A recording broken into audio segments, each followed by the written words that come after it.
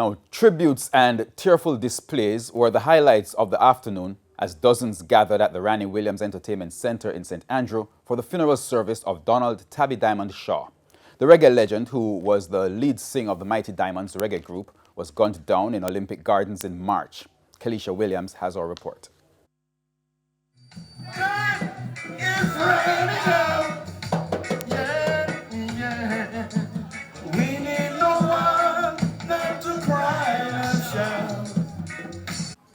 A farewell fitting for an icon.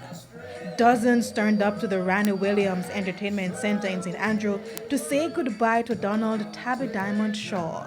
With nothing on my tongue but hallelujah. Tribute. He was sad sometimes, didn't have to end this way. He was glad sometimes, people, can't you hear me say?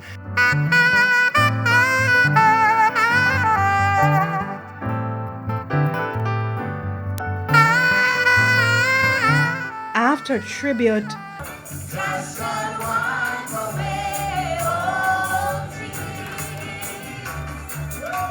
it was more like a celebration for the former lead singer of the popular reggae group Mighty Diamonds, a true reflection of who Tabby Diamond was, according to Culture Minister Olivia Grange. He was just cool, as I would say, just a cool individual, jovial, and always looked out for people and would freely give of himself. But it was a tearful occasion for his family as they watched their loved one in a coffin, knowing that he's gone forever. However, it was the way in which Tabby Diamond was killed that caused many to pause and reflect. We never expected Tabby to die this way. No one expected it to happen this way, because that's not the life he lived.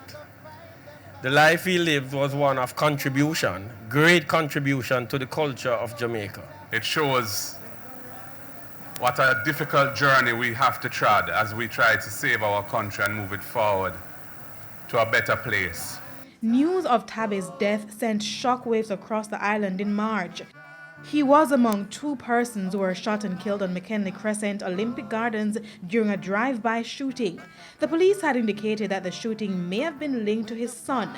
However, so far, no one has been arrested and charged. So while they await justice, his family continues to use the musical legacy he has left behind to cope. Kelisha Williams, TVJ News.